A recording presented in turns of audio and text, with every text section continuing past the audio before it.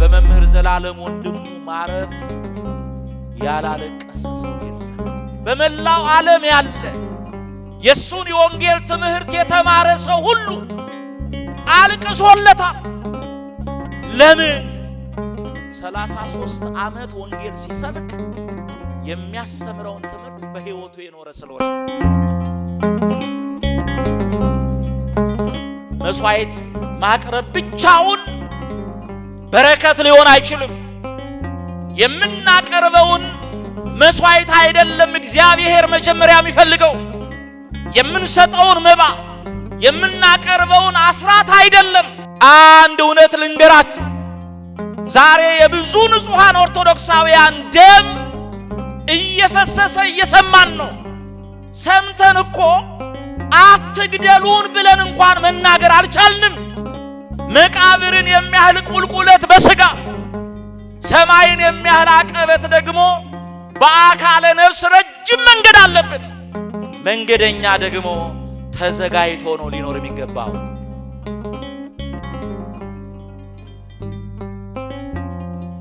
በስመ አብ ወወልድ ወመንፈስ ቅዱስ አሃዱ አምላክ አሜን። ክቡር አባታችን መላከ ምሕረት ቆሞስ አባ ዜና ማርቆስ የዚህ ታላቅ ካቴድራል አስተዳዳሪ፣ አበው ካህናት በየማዕረጋችሁ፣ ላይካነ ምስጢር ወንድሞች ዲያቆናት፣ ክርስቶስ የሚወዳችሁ በደሙ የዋጃችሁ የእግዚአብሔር ቤተሰቦች ክርስቲያኖች፣ እስከ መቃብር ድረስ በወደደን በአንድ ልጁ በኢየሱስ ክርስቶስ ፍጹም ሰላም እንደምን ከረማችሁ? እንደምን ቆያችሁ? እንደምን ሰነበታችሁ? እግዚአብሔር ይመስገን ብለን እንድናመሰግነው የፈቀደልን እድሜ ለንስሐ የሰጠን በሕይወታችን ላይ ይችን አዲስ ቀን ለምስጋና የጨመረልን የአባቶቻችን የቅዱሳን አምላክ ቅዱስ እግዚአብሔር ስሙ ከምድር እስከ አርያም ለዘላለሙ የተመሰገነ ይሁን። የእናታችን የእመቤታችን የቅድስት ድንግል ማርያም አማላጅነት፣ የመላእክቱ ጥበቃ፣ የቅዱሳኑ ጸሎት አይለየን። ሳይወሰድ እግዚአብሔርን ደስ እንዳሰኘ ተመስክሮለታል። ዕብራውያን ምዕራፍ 11 ቁጥር 5 ላይ የተጻፈ ኃይለ ቃል ነው።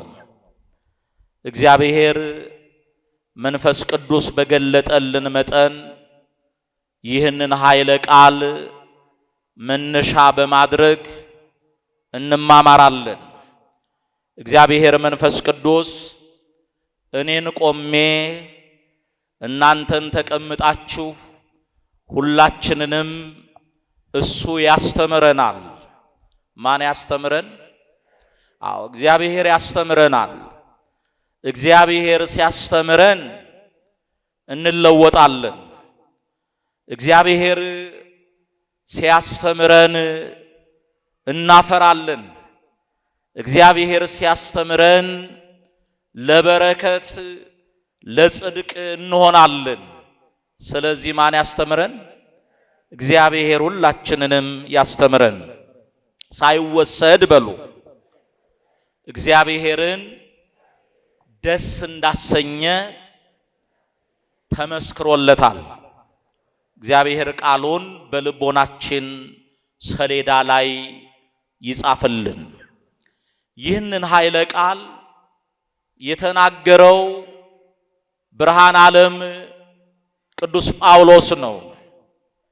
ቅዱስ ጳውሎስን እንደምታውቁት ከገማልያል እግር ስር ቁጭ ብሎ የሙሴን የሕግ መጽሐፍ የተማረ ለአባቶቹ ሕግ ቀንቶ ሐዋርያትን ሲያሳድድ የነበረ እግዚአብሔር የልቡን ቅንነት አይቶ በደማስቆ የጠራው በኋላም ደግሞ ነዋየ ሕሩይ የተባለ ምርጥ ዕቃ ተብሎ ለቤተ ክርስቲያን ብርሃኗ የሆነላት ታላቁ ሐዋርያ ሃይማኖታቸውን ስላቀኑ ምግባራቸውን ስላጸኑ በሃይማኖት የቀደሙትን ምሳሌ አድርጎ ለዕብራውያን ክርስቲያኖች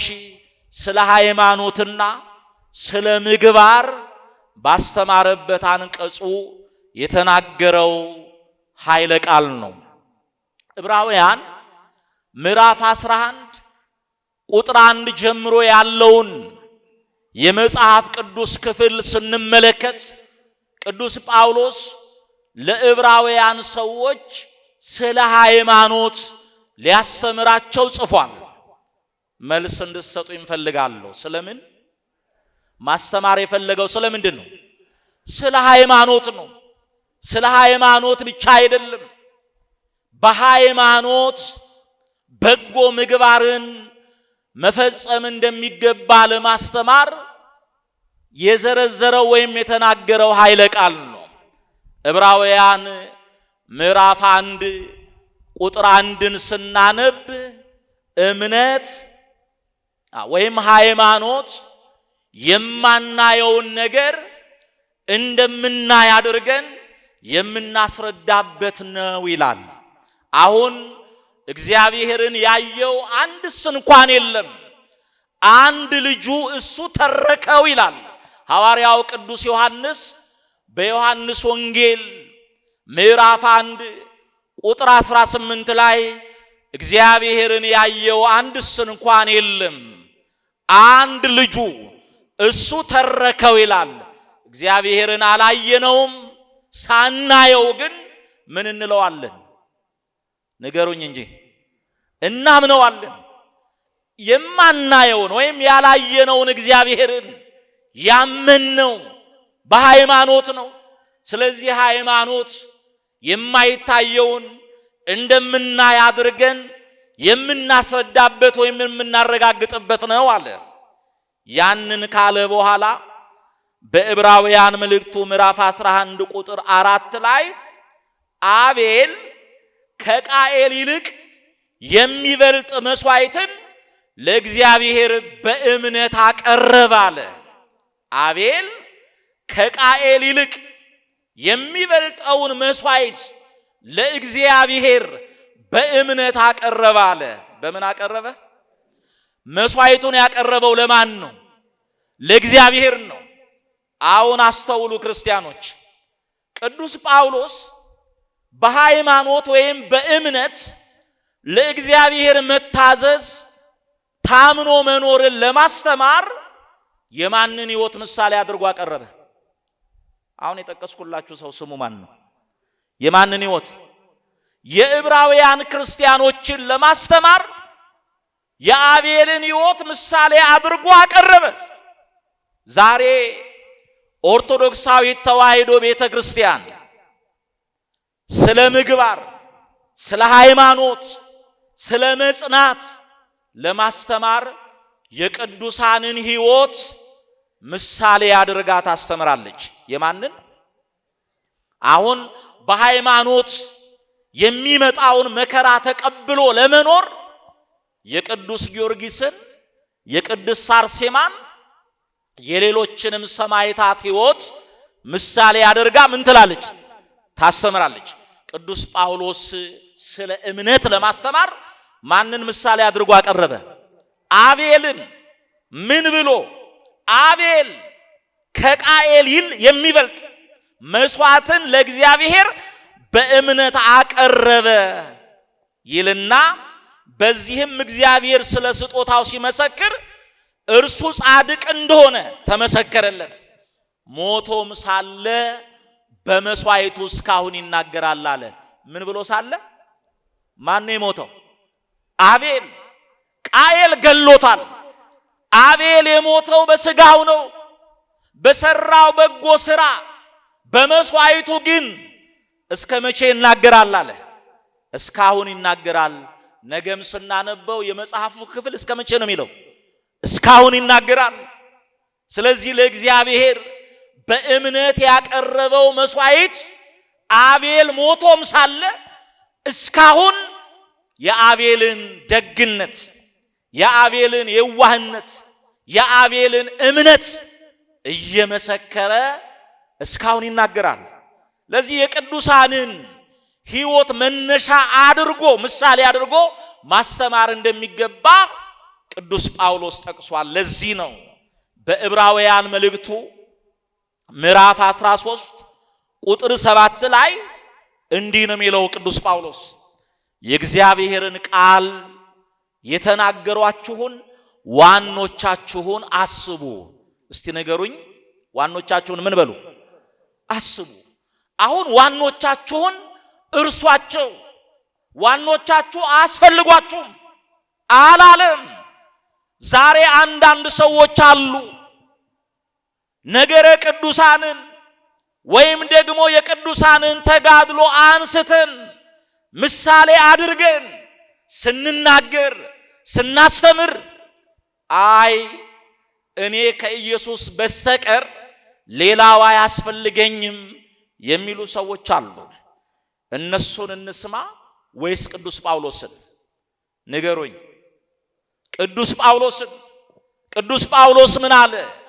የእግዚአብሔርን ቃል የተናገሯችሁን ዋኖቻችሁን ምን በሏቸው? አስቡ አለ። የኖሯቸውን ፍሬ እየተመለከታችሁ በእምነት ምሰሏቸው። አሁን ተመልከቱ፣ መጽሐፍ ቅዱስ የሕይወት መመሪያ ነው ወይንም ደግሞ ትእዛዝ ሰጪ ነው። ጹሙ ይላል፣ ጸልዩ ይላል፣ በሃይማኖት ጽኑ ይላል፣ መከራ ቢመጣባችሁ ታገሱ፣ ስጋን የሚገድሉትን አትፍሩ፣ ነፍስንና ስጋን መግደል የሚቻለውን በሰማይ የሚኖረውን እሱን ፍሩ እያለ የሕይወት መመሪያ ነው የሚሰጠን መጽሐፍ ቅዱስ።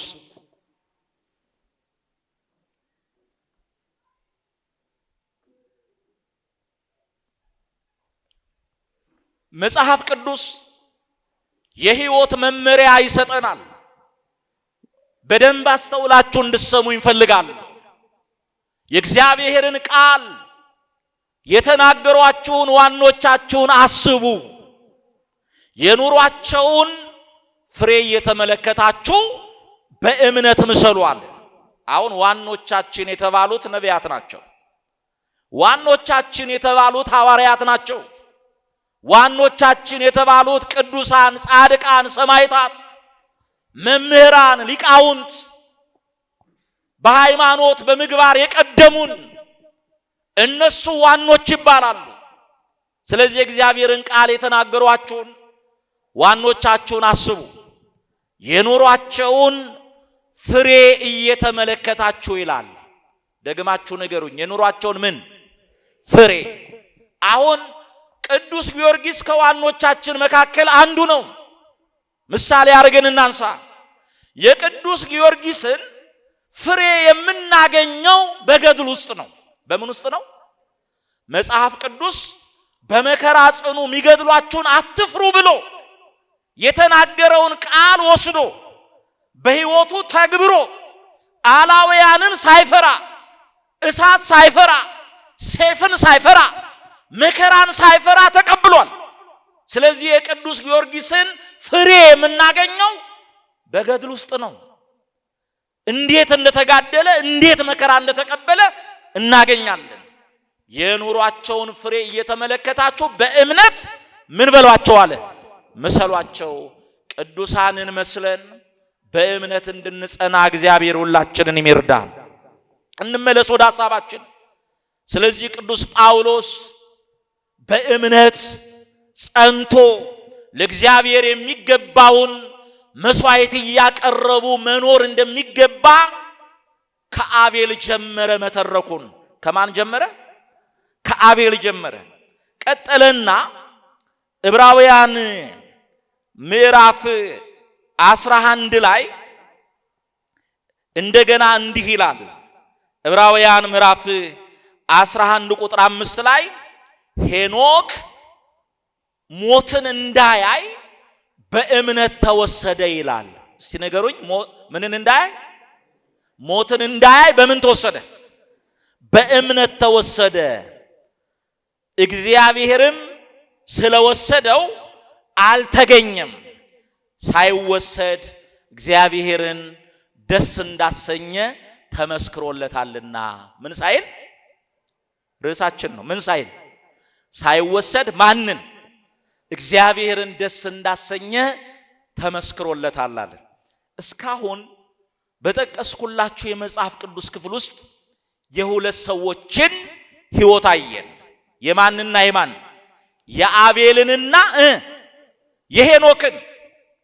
የአቤልን ስናይ አቤል ከቃኤል ይልቅ የተሻለ መስዋዕት ለእግዚአብሔር አቀረበ። ሞቶም ሳለ በመስዋዕቱ እስካሁን ይናገራል አለ። የሞተውን አቤልንና ሳይሞት የተወሰደውን ሄኖክን አነጻጽሮ አመጣ። ለምን? የመጀመሪያውን የሞት ጽዋ የቀመሰው ከሰው ልጆች መካከል ለመጀመሪያ ጊዜ የሞተው ማን ነው? አቤል ነው። ስለዚህ ሰው ሆኖ መፈጠር ምን ዋጋ አለው? እግዚአብሔር ሰውን የሚገድለው ከሆነ ለምን ፈጠረው? ባይፈጥረው አይሻልምን? የሚል ሐሳብ ተነስቶ ሰው ተስፋ ቆርጦ እንዳይቀር ሞት መኖሩን በአቤል አስተማረን። ንገሩኝ እግዚአብሔር ልጆች፣ ሞት መኖሩን በማን? በአቤል ምን አለን? አስተማረን። አቤል የሞተው በግፍ ነው። ወንጀል ተገኝቶበት አይደለም። ኃጢአት ተገኝቶበት አይደለም። ክፋት ተገኝቶበት አይደለም። አቤል በእግዚአብሔር የተወደደ መስዋዕት ስላቀረበ ነው። ዛሬም እንደ አቤል ያለ በደላቸው ያለ ኃጢአታቸው የሚገደሉ በግፍ የሚታረዱ ብዙ ኦርቶዶክሳውያን አቤሎች አሉ። ይሄ ደግሞ ፀሐይ የሞቀው ዓለም ያወቀው እውነት ነው። ቃኤል አቤልን ገሎታል። ለምን? ሁለቱም በእግዚአብሔር ፊት መስዋዕት አቀረቡ። የእግዚአብሔር ልጆች አንድ ነገር ልንገራችሁ። መስዋዕት ማቅረብ ብቻውን በረከት ሊሆን አይችልም። የምናቀርበውን መስዋዕት አይደለም እግዚአብሔር መጀመሪያ የሚፈልገው። የምንሰጠውን መባ የምናቀርበውን አስራት አይደለም እግዚአብሔር መጀመሪያ የሚፈልገው እኛን ነው። ማንን ነው የሚፈልገው? ምናልባት በዘመኑ ያለን አገልጋዮች መጀመሪያ የምንፈልገው እናንተን ላይሆን ይችላል፣ የምታመጡትን መባ ሊሆን ይችላል መጀመሪያ የምንፈልገው። እግዚአብሔር ግን መጀመሪያ የሚፈልገው እኛን ነው። ለስም አጠራሩ ክብር ምስጋና ይግባ። ሁለቱም መስዋዕት አቀረቡ። አቤል ተጠንቅቆ ነው ያቀረበው።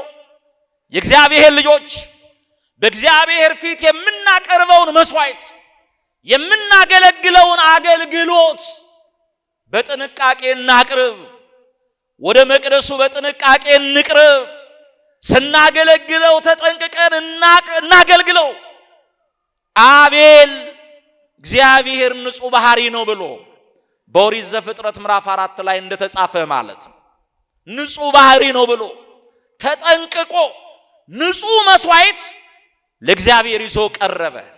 ቃኤል ደግሞ እግዚአብሔር አይበላው ብሎ እንክርዳድ የበዛበት መስዋዕት ይዞ ቀረበ።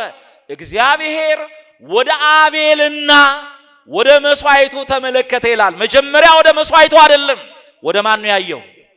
ንገሩኝ። ወደ ማን? ወደ አቤል አየ ሲል የአቤልን የልቡን ንጽህና አየ፣ ገርነቱን አየ፣ ቅንነቱን አየ። ከዛ በኋላ መስዋዕቱን ተቀበለለት ይላል በንጽህና ስላቀረበ። ወደ ቃኤልና ወደ መስዋዕቱ ግን አልተመለከተም ይላል። እግዚአብሔር ከዚህ ይሰውረን። ማቅረብ እኮ አቅርቧል፣ ግን ትዕቢት ክፋት በበዛበት አቀረበ። እግዚአብሔር የአቤልን መስዋዕት ስለተቀበለ ቃኤል በክፋት ተነስቶ ና ወንድሜ ብሎ አታሎ ወስዶ ጎንበስ በልና ይሄንን ውሃ ጠጣ ብሎ ትልቅ ድንጋይ አንስቶ በጭንቅላቱ ላይ ጣለበት። የአቤል ደም ፈሰሰ። የአቤል ደም ፈሶ ዝም አላለም። የእግዚአብሔር ልጆች አንድ እውነት ልንገራችሁ። ዛሬ የብዙ ንጹሃን ኦርቶዶክሳውያን ደም እየፈሰሰ እየሰማን ነው። ሰምተን እኮ አትግደሉን ብለን እንኳን መናገር አልቻልንም። ይሄን ያህል ሰው ተገደለ ሲባል ጸጥ ብለን ነው የምንቀመጠው። ግድ የለም እግዚአብሔር አንድ ቀን ይሄ ሁሉ የፈሰሰውን ደም ቆጥሮ ደግሞ ዋጋ የሚከፍልበት ዘመን አለ። ይሄንን አይደለም ያልኩት፣ መጽሐፍ ቅዱስ ይናገራል። ዘፍጥረት ምዕራፍ 9 ቁጥር 6 ላይ የሰውን ደም የሚያፈስ ደሙ ይፈሳል እግዚአብሔር ፈጥሮታልና ይላል። ማን ፈጥሮታል? እግዚአብሔር ፈጥሮታልና። የዛን ጊዜ የአቤል ደም ጮኸ፣ ወደ እግዚአብሔር ጮኸ። ቃኤል ወንድሜ ገደለኝ እያለ የደሙ ድምፅ ወደ እግዚአብሔር ጮኸ። ቃኤልም ተቅበዝባዥ ሆነ፣ ማንም ሳያሳድደው ራሱን አሳደደ። ያለ ኃጢአቱ የመጀመሪያውን የሞት ጽዋ የቀመሰ አቤል ነው። በአቤል ምክንያት ሰው ሆኖ መፈጠር ዋጋ የለውም ብለን ተስፋ ቆርጠን እንዳንቀር ደግሞ ከሞት በኋላ ሕይወት መኖሩን በሄኖክ አስተማረን። በማን አስተማረን? ንገሩኝ፣ በማን? ሄኖክ ሞትን እንዳያይ ዕብራውያን 11 ቁጥር 5 ላይ ሄኖክ ሞትን እንዳያይ በእምነት ተወሰደ ይላል። የተወሰደው በምንድን ነው? አቤል መስዋዕቱን ያቀረበው በምንድን ነው? በእምነት።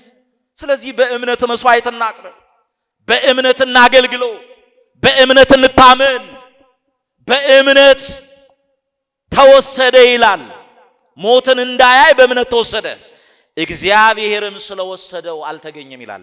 በጣም ደስ የሚለኝ ቃል ነው። ማ ስለወሰደው? እስቲ እግዚአብሔር ስለወሰደው አልተገኘም በሎ። እኔንና እናንተንም ይወሰደን።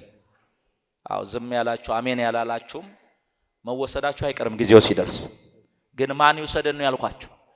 እግዚአብሔር። ዲያብሎስ ይወሰዳቸው አሉ፣ ኃጢአት ይወሰዳቸው፣ ዓለም ይወሰዳቸው ብዙዎች አሉ። ሄኖክን ግን እግዚአብሔር ወሰደው ይላል። ለምን ወሰደው የሚል ጥያቄ እንዳንጠይቅ ደግሞ መልሱ ተቀምጧል።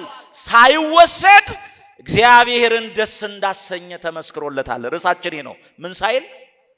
ሳይወሰድ እግዚአብሔርን ደስ እንዳሰኘ ተመስክሮለታል።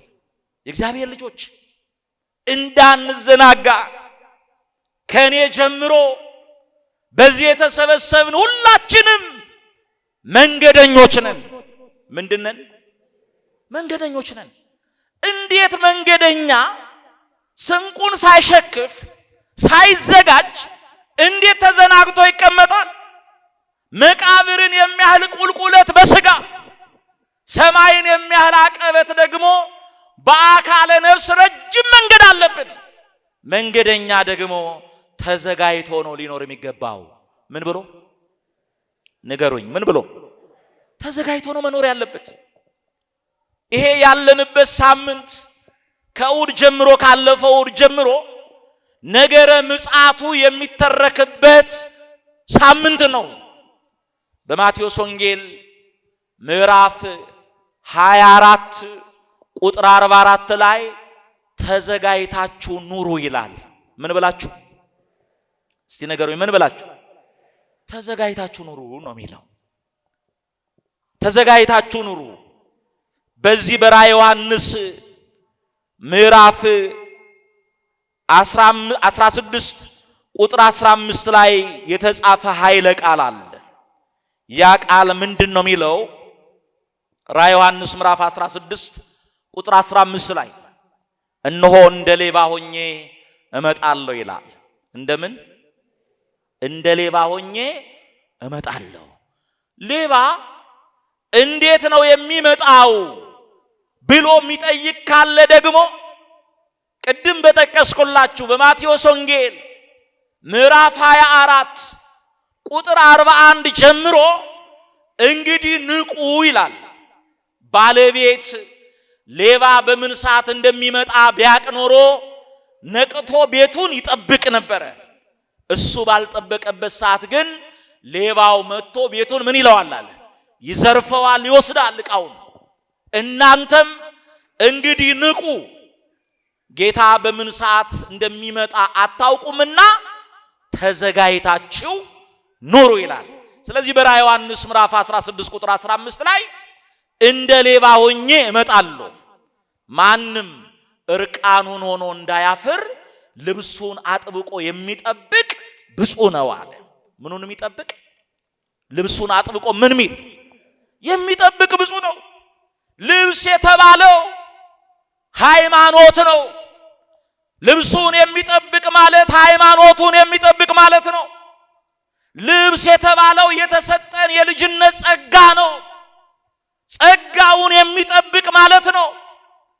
ልብስ የተባለው የልጅነት ስልጣን ነው። የልጅነት ስልጣኑን የሚጠብቅ ማለት ነው። ሌላው ልብስ የተባለ ክርስቶስ ነው። ማን ነው? በገላትያ መልእክቱ ምዕራፍ 2 ቁጥር 27 ላይ ከክርስቶስ ጋራ አንድ ተሆኑ ዘንድ የተጠመቃችሁ ሁሉ ክርስቶስን ለብሳችሁታል ይላል። ለስም አጠራሩ ክብር ምስጋና ይግባ። ማንን ለብሳችሁታል?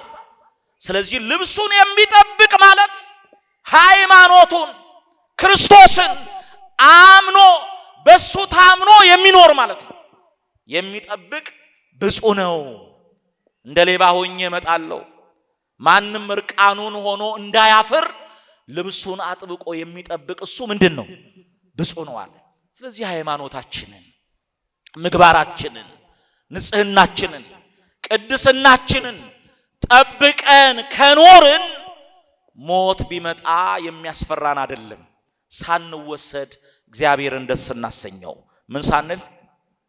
አቤት ሄኖክ ሳይወሰድ ማንን ደስ አሰኝቷል? እግዚአብሔርን ደስ አሰኝቷል። ሳንወሰድ ደስ እናሰኘው። ብዙዎች ሳይወሰዱ ደስ ስላሰኙት በክብር አሳርፏቸዋል። ሳይወሰዱ ደግሞ ሳይዘጋጁ የኖሩ ሰዎች ደግሞ ተጎርተዋል። ለዚህ እንደ ምሳሌ አድርገን የምናነሳው የሉቃስ ወንጌል ምዕራፍ 16 ቁጥር 19 ጀምሮ እንዲህ ነው የሚለው።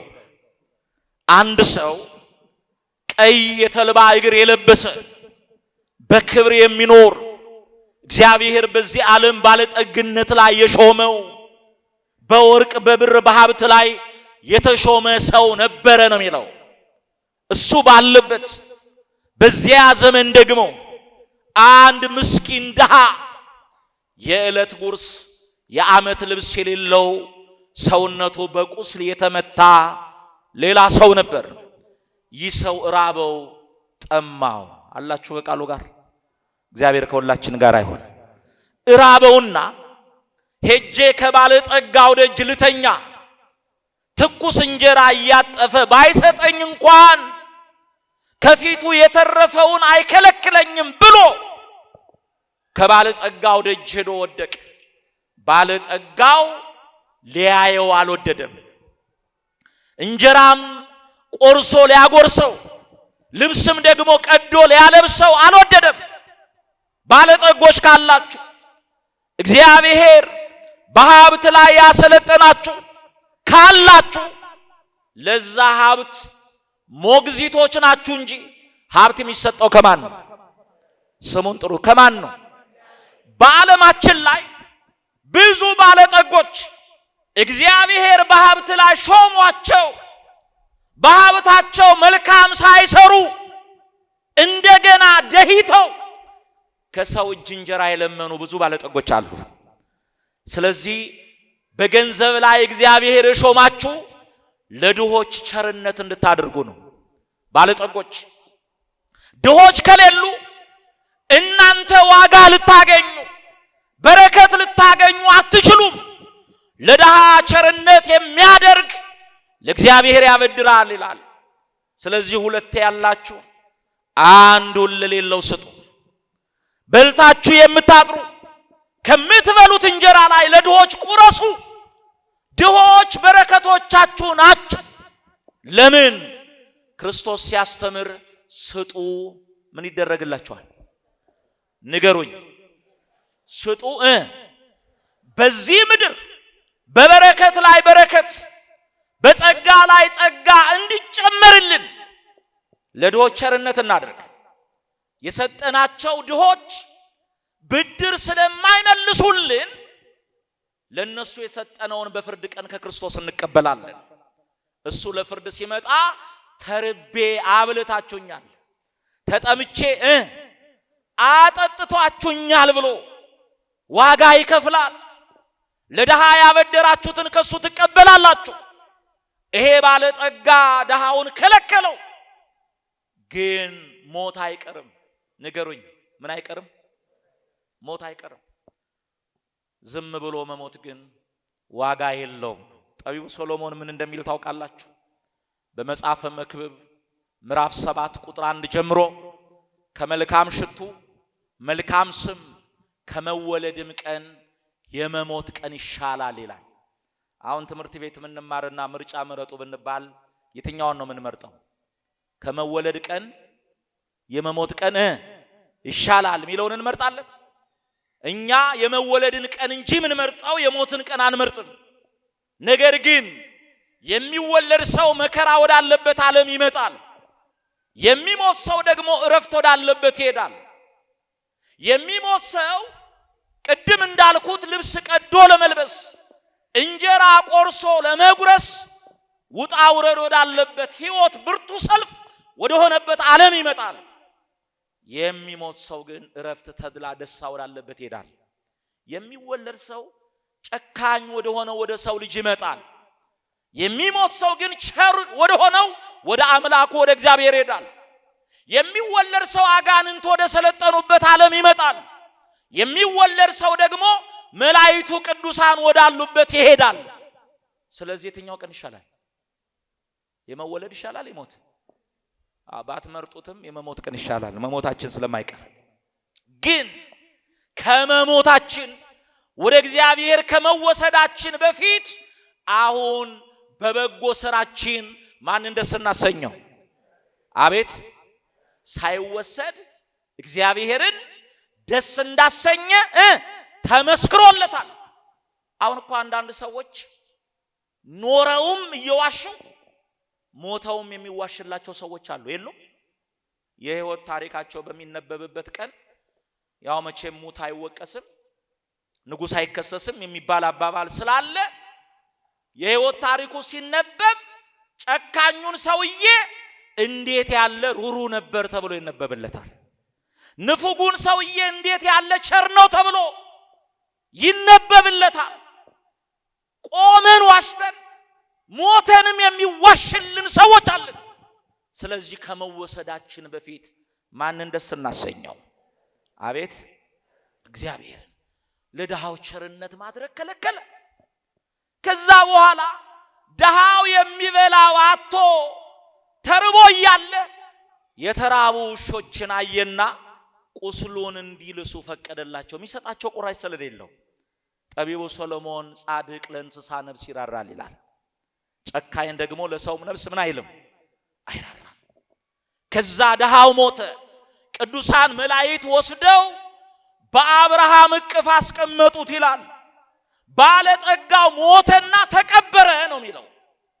አሸቅቦ ወደ ላይ ሲመለከት ያ እሱ ይጸየፈው የነበረው ድሃ በአብርሃም እቅፍ በተድላ ሆኖ አየው ይላል። እግዚአብሔር ለዛ ክብር ሁላችንንም ያብቃል። ከዛ በኋላ አብርሃም አባት ሆይ ብሎ ጮኸ። እባክህን ተቃጥያለሁ፣ አልዓዛርን ወደ እኔ ላከው። በምድር ያለ የተጸየፈውን የናቀውን አልዓዛርን አሁን ፈለገው፣ ወደ እኔ ላከው። ተቃጥያለሁ፣ ጥርኝ ውሃ አምጥቶ የተቃጠለውን ማንነቴን ያርስልኝ አለው። አብርሃም እንዲህ አለ፣ አንተ ወደኛ እንዳትመጣ እኛም ወደ አንተ እንዳንመጣ በመካከላችን ትልቅ ገደል አለ። አንተ በምድር ያለ የኖርከውን ኑሮ አስብ፣ እሱ ደግሞ በዚህ ይጽናናል፣ አንተም በዚህ መከራ ትቀበላለህ አለው። የዛን ጊዜ ባለጠጋው ጩኸቱ የማይጠቅም ልመናው የማይጠቅም መሆኑን ሲያቅ እሱ በእሳት ውስጥ እየተቃጠለ አብርሃም አባት ሆይ አለ።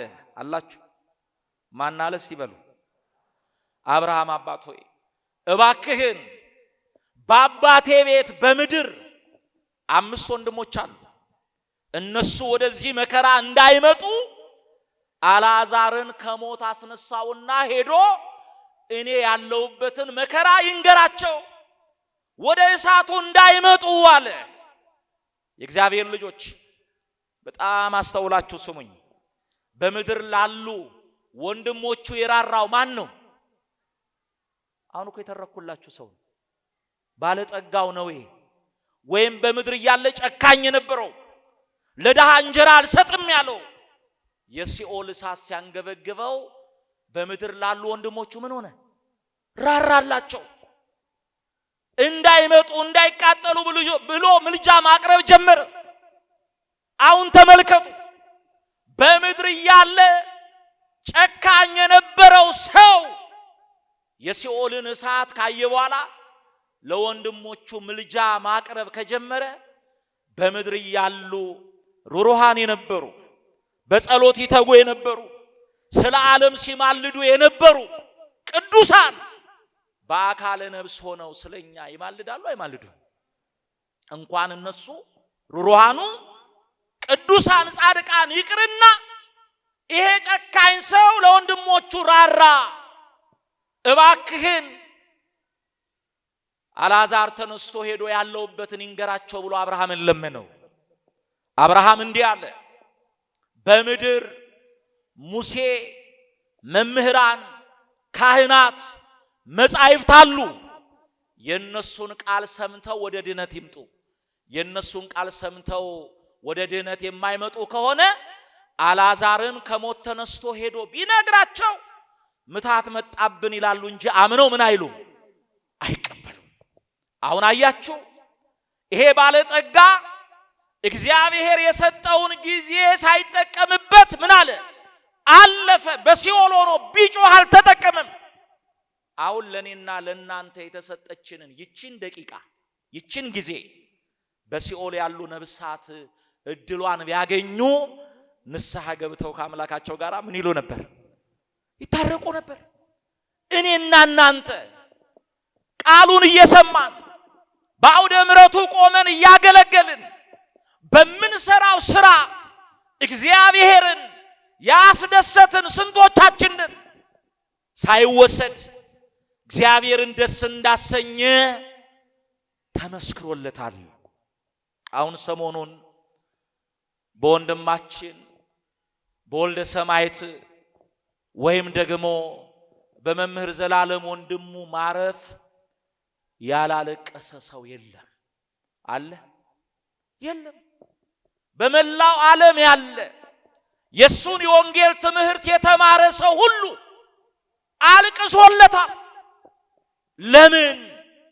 33 ዓመት ወንጌል ሲሰብክ የሚያስተምረውን ትምህርት በሕይወቱ የኖረ ስለሆነ ነው። ዛሬ እኛ የምንነግራችሁን የምናስተምራችሁን ቃል እኮ አንኖርበትም። እሱ በሚኖርበት በሚያገለግልበት ዘመን ከንቱ ውዳሴ አይፈልግም ነበር፣ ተደብቆ ይኖር ነበር። እግዚአብሔር የአገልግሎቱን ውጤት በሰማይ እንደከፈለው የምናረጋግጠው ከሞተ በኋላ በስራው እየተናገረ ነው። በምኑ?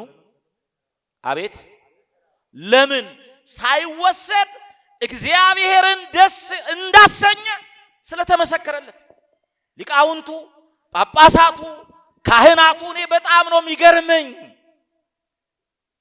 እስጢፋኖስ ሲገደል ወይም ሲሞት በኢየሩሳሌም የነበሩ ክርስቲያኖች ተበተኑ ነው የሚለው የሐዋርያት ሥራ። ምን ሆኑ? በኢየሩሳሌም ተሰብስበው እያመለኩ እየተማሩ ነበር የሚኖሩት። እስጢፋኖስን ሲገሉት እኛንም ይገድሉናል ብለው በአራቱም ማዕዘን ወደ መላው ዓለም ተበተኑ። የእስጢፋኖስ መሞት በኢየሩሳሌም የነበሩትን ክርስቲያኖችን በመላው ዓለም እንዲበተኑ አደረገ። በልጅነት ዕድሜው ገና ጥቂት እንዳገለገለ ሞተ። ነገር ግን የሱን መሞት እግዚአብሔር ለበጎ አደረገው። ለምን አደረገው? ፈርተው የተበተኑ ክርስቲያኖች በሄዱበት ሁሉ ወንጌል እየሰበኩ ክርስትናን በዓለም ላይ አስፋፉ። መምህር ዘላለም በሥጋ ሲያንቀላፋ ሲያርፍ ደግሞ በሐሳብ የተበታተኑ ሁሉ በሱ ሐዘን ምን ሆኑ? አንድ ሆኑ፣ ተሰበሰቡ። በውጭ ሀገር የነበሩት በካናዳ በመላው አሜሪካ የነበሩት በዲሲ ተሰብስበው ሽኝት አደረጉለት። እዚህ የነበሩት የተበተኑት ተሰብስበው አንድ ላይ ተቀብለው እያለቀሱ በክብር ሸኙት። ለምን? ሳይወሰድ እግዚአብሔርን ደስ ስላሰኘ። ምን ሳይል? አቤት ሳይወሰድ እግዚአብሔርን ደስ እንዳሰኘ። አሁን ለሱ ከንቱ ውዳሴ አይሆንበትም። በሕይወተ ሥጋ ኖሮ ብንናገር ገና መጨረሻው አልታወቀም ነበር። አሁን ግን መጨረሻው ታውቋል። ወደ አምላኩ ሄዷል። እኔና እናንተም እንሄዳለን። እስቲ ንገሩኝ፣ ምን አትሄዱም እንዴ? እንሄዳለን። ትውልድ ይሄዳል፣ ትውልድ ይመጣል ተብሏል። ከኛ በፊት ብዙ ቅዱሳን ሄደዋል፣ ብዙ ኃያላን ሄደዋል። ለሀገር ለቤተ ክርስቲያን ውለታ የዋሉ ሄደዋል። እኔና እናንተም እንሄዳለን። ግን ዛሬ በምግባራችን፣ በሃይማኖታችን፣ በዕለት ተዕለት ኑሯችን እግዚአብሔርን ደስ አሰኝተነዋል ወይ ነው ጥያቄው። ሳይወሰድ እግዚአብሔርን ደስ እንዳሰኘ ተመስክሮለታል። ስለዚህ እግዚአብሔር ወሰደው። ምን አለው? እግዚአብሔር ወሰደው። እኔና እናንተም ከመወሰዳችን በፊት እግዚአብሔር እንዲህ ይለናል፣ ትሞታለህ እንጂ በሕይወት አትኖርምና ቤትህን አስተካክል። እስቲ በሉ፣ ትሞታለህ እንጂ በሕይወት አትኖርምና ቤትህን አስተካክል። ምንድነው የሰውዬ የሞት ነገር አውርቶ አስፈራርቶ ሊሄድ ነው እንደ የመጣው እንዳትሉ፣ አስፈራራሁም አላስፈራራሁም መሞት እንደሆነ አይቀር። ስለዚህ እኛ ደግሞ ሞትን ልንፈራ የሚገባን አይደለንም። ለምን? ሞት በክርስቶስ ተሸንፏል። ሞት አቅሙን አጥቷል። አሁን በሥጋ ማንቀላፋታችን ለጥቅማችን ነው ምንሞተው። ለምናችን? በሥጋ መሞት የዚህን ዓለም ኑሮ መጨረስ፣ የአዲሱን ዓለም ኑሮ መጀመሪያ መንገድ ነው። ሰው ወደ አምላኩ ለመሄድ መሸጋገሪያ የነፍስ ከሥጋ ምን ማለት ነው? መለየት ነው። ለዚህ ነው ኃጢአትን ፍሩ ሞትን ግን አትፍሩ የተባለ። ስለዚህ ሞት ሊያስፈራን አይገባም። ወደ አምላካችን መሸጋገሪያ መንገድ ነው። ሰው በሁለት የዝግጅት ዓለም ውስጥ ያልፋል። በሶስተኛው የመቆያ ስፍራ ይቆያል። በአራተኛው ዘላለማዊ መኖሪያ ይኖራል። እየሰማችሁ ነው? በሁለት የዝግጅት ዓለም፣ በሶስተኛ የመቆያ፣ በአራተኛው ለዘላለም በሚኖርበት መኖሪያው ይኖራል። የመጀመሪያው የዝግጅት ዓለም የተባለው የእናታችን ማህፀን ነው። ማህፀን ውስጥ የምንቆየው ለዝግጅት ነው። ለምንድን ነው? ከእግር ጥፍራችን እስከ ራስ ፀጉራችን ያለው ተዘጋጅቶ ያለቀው የት ነው? ንገሩኝ፣ የት ነው ያለቀው? ዝም ያላችሁ። ከተወለደ በኋላ ጆሮ ያበቀለ ሰው አለ? ከተወለደ በኋላ አፍንጫ ያወጣ እግር ያበቀለ ሰው አለ? የለም። ስለዚህ ሁሉም አካላችን ተዘጋጅቶ ያለቀው በእናት ማህፀን ውስጥ ነው። ግን አንድ ጥያቄ ልጠይቃችሁ። እግር የተሰራው ማህፀን ውስጥ ነው። በማህፀን ውስጥ መንገድ አለ? ይጠቅማል? እግር በማህፀን ውስጥ ይጠቅማል? እጅ በማህፀን ውስጥ ይጠቅማል? አይጠቅምም። አይን በማህፀን ውስጥ ይጠቅማል? ጨለማ ነው፣ አይጠቅምም። ሕፃኑ አያይም እዛ ውስጥ። በዚህ ወደዚህኛው ዓለም ስንመጣ እንዳንቸገር እግዚአብሔር በመጀመሪያው ዓለም በእናታችን ማህፀን ለዚህ ዓለም የሚያስፈልገውን ነገር ምን አደረገልን? አዘጋጀልን። ሁሉ ነገር ተዘጋጅቶ ያለቀው በማህፀን ውስጥ ነው። ለምን? እዚህ ስንመጣ እንዳንቸገር ማለት ነው። እንደገና በሰማይ ስንኖር ደግሞ እንዳንቸገር ለዛ የሚያስፈልገንን ነገር የምናዘጋጀው የት ነው? እዚህ ነው። አሁን ከተወለደ በኋላ እንደገና ወደ እናት ማህፀን ውስጥ የሚመለሰው አለ? የለም። የሞቱ ሰዎች ከሞቱ በኋላ ወደኛ ይመጣሉ? አይመጡም። ለምን? ይሄ የመዘጋጃ ዓለም ነው። ሁለተኛው ዓለም ይሄኛው ነው።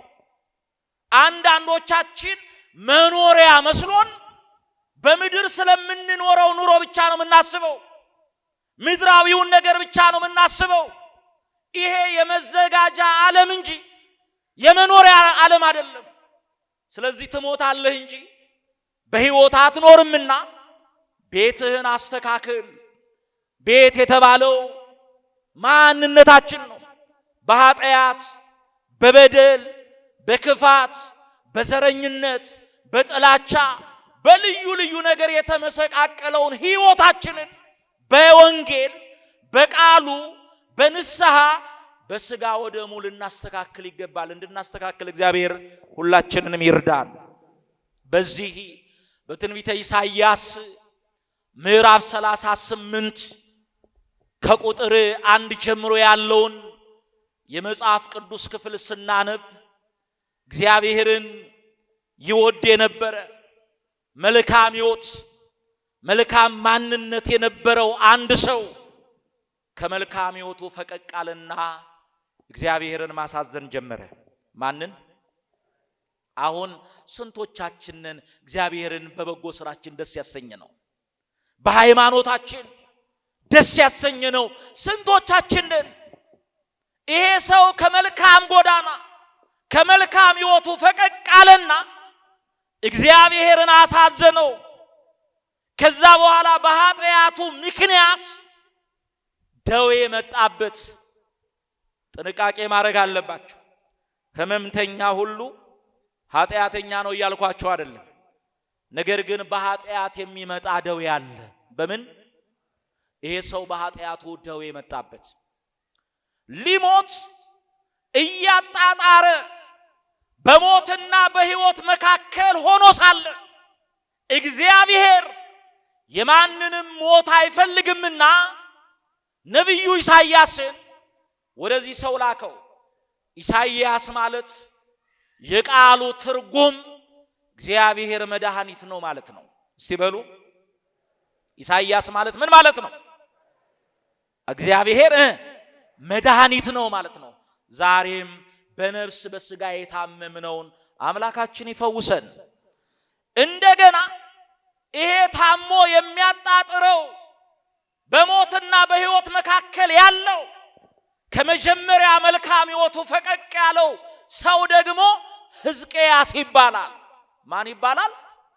የቃሉ ትርጉም በጣም ይገርማቸዋል። እግዚአብሔር ኃይሌ ነው ማለት ነው። ሕዝቅያስ ማለት ምን ማለት ነው? ድገሙት። እግዚአብሔር ምን ነው? እግዚአብሔር ኃይሌ ነው የሚል ስም ይዞ በደዌ ምክንያት ኃይል አጥቶ ታሞ እየማቀቀ ያጣጥር ነበር። እኛም እኮ ክርስቲያን የሚል ክርስቶሳዊ ስም ይዘን በስሙ እየተጠራን ከምግባር የጎደልን በኃጢአት ምክንያት የምናቃትት ከመልካም ነገር ፈቀቅ ያልን አለን። ስም አለህ ነገር ግን ሞተሃል ተብሎ በራዕየ ዮሐንስ እንደተጻፈ ስም ኖሮን እንዳንሞት እግዚአብሔር ይርዳን። እግዚአብሔር ኃይሌ ነው የሚል ስም ይዞ በበሽታ አቅማቶ ሊሞት እያጣጣረ ያለ እግዚአብሔር ኢሳይያስን ጠራውና ሂድ ለሕዝቤ አለቃ ለሕዝቅያስ እንዲህ በለው ትሞታለህ እንጂ በሕይወት አትኖርምና ቤትህን አስተካክል ብለህ ንገረው አለው። ኢሳይያስ ሄደ፣ እያጣጣረ አገኘው። ሕዝቅያስ አለው አቤት አለ። እግዚአብሔር እንዲህ ብሎሃል ትሞታለህ እንጂ በሕይወት አትኖርምና ቤትህን ምን በል አስተካክል። ይሄ ቃል ለሱ ብቻ አይደለም የተነገረው። አሁን ይሄንን ቃል ለምትሰማ ላንተ፣ ይሄንን ቃል ለምትሰሚ ላንቺ፣ ለሁላችን እግዚአብሔር አሁንም እየተናገረን ነው። ስለዚህ የተመሰቃቀለ ሕይወት ካለን በንስሐ ልናስተካክለው ይገባል። ከሕዝቅያስ ሕይወት እንማር። ኢሳይያስ ይሄንን ነግሮት ወጣ። እኔና እናንተ ብንሆን ኖሮ ቆይ በቃ ነገ ገባለሁ ብለን ንስሐ ለመግባት ለነገ ቀጠሮ እንይዛለን። በእርግጠኝነት ስጋው ደግሞ ለመቀበል ለዛሬ ዓመት እዚህ ውስጥ ቀጠሮ ያዘ ሰው አለ። ግን የመዳን ቀን መቼ ነው ይላል? አቤት ዛሬ አይደለም። ዛሬ 24 ሰዓት ነው የሚወክለው። አሁን ነው የሚለው መጽሐፍ ቅዱስ። በልማድ ነው ዛሬ የምንለው። አሁን ለምን መሰላችሁ? ፈያታዊ ዘየማንና ፈያታዊ ዘጸጋም የ3 ሰዓት የንስሐ ጊዜ ተሰጥቷቸው ከ6 ሰዓት እስከ 9 ሰዓት በመስቀል ላይ ተሰቅለው ያኛው የተሰጠውን የንስሐ ጊዜ አምላኩን ተሳድቦበት አለፈ። ያኛው ግን በመንግስት በመጣህ ጊዜ አስበኝ ብሎ ለንስሐ በቃበት። ስለዚህ እግዚአብሔር ለመዳን የሰጠን ጊዜ አሁን ነው። ምናልባት ነገ የኛ ላይሆን ይችላል። ይሄ ንጉስ ነብዩ ነግሮ ሲወጣ ወደ ግድግዳው ፊቱን አዝሮ አምላኬ ሆይ የዛሬ ክፋቴን አትይ፣ ስለ ትላንትናው መልካምነቴ ይቅር በለኛል። እንባውን በአራት ማዕዘን አፈሰሰ። ይቅር በለኝ ብሎ በተኛበት ደረቱን እየደቃ ማልቀስ ጀመረ። እግዚአብሔር መሐሪ ነው፣ ስሙ የተመሰገነ ይሁን። ኢሳይያስ ገና እየሄደ መንገድ ላይ የከተማው አደባባይ ላይ ሲደርስ ከሰማይ ድምጽ መጣ። ኢሳይያስ አለው እግዚአብሔር አቤት አለ። የሕዝቤ አለቃ እኮ አለቀሰብኝ። ምን አለብኝ? ስለዚህ በንስሐ እናልቀስ። የሚያዝኑ ብፁዓን ናቸው መጽናናትን ምን ይላሉ? ያገኛሉ። ሹመት ቀረብኝ፣ ሀብት አጣውኝ፣ ሰው ጠላኝ ብለው የሚያለቅሱ አይደሉም። ሞተ ወልደ እግዚአብሔርን ግፋ ሰማዕታትን ኃጢአታቸውን እያሰቡ የሚያለቅሱትን እግዚአብሔር ይቅር ይላቸዋል። እግዚአብሔር ይቅር ይበለን። የሕዝቤ አለቃ አለቀሰብኝ፣ ሂድ እንዲህ በለው አትሞትም፣ በሕይወት ትኖራለህ፣ በዕድሜህ ላይ 15 ዓመት ጨምሬልሃለሁ በለው አለው። ሄዶ እግዚአብሔር አትሞትም፣ በዕድሜህ ላይ 15 ዓመት ጨምሬልሃለሁ ብሎሃል አለው። እንዴት እንደሚድን ነገረው። ከዛ በኋላ ተፈውሶ ልጅ ወልዶ በሚሞትበት ጊዜ ለንግስና የደረሰ የ15 ዓመት ልጅ አድርሶ ወደ እግዚአብሔር ተጠርቶ ሄደ። የተሰጠውን ጊዜ በአግባቡ ተጠቀመ። ስለዚህ እኔና እናንተም ሳንወሰድ ዛሬውኑ ማን እንደስናሰኘው ንገሩኝ፣ ማን እንደስናሰኘው። ከዛ በኋላ ደስ አሰኝተ ነው ምግባራችንን አቅንተን ሃይማኖታችንን አጽንተን ንስሐ ገብተን ስጋውን በልተን ደሙን ጠጥተን በምግባር ብንኖር ሞት አያስፈራንም። እንደ ቅዱስ ጳውሎስ ለኔ ሕይወት ክርስቶስ ነው፣ ሞትም ጥቅም ነው፣ ልሄድ ከክርስቶስ ጋር ልኖር እናፍቃለሁ እያልን ወደ አምላካችን እናፍቃለን። ሳይወሰድ እግዚአብሔርን ደስ እንዳሰኘ ተመስክሮለታል። እኔና እናንተም ሳንወሰድ እግዚአብሔርን ደስ አሰኝተን እንድናልፍ እግዚአብሔር ይርዳን። የመከረን ያስተማረን የአባቶቻችን አምላክ እግዚአብሔር ስሙ ለዘላለም የተመሰገነ ይሁን።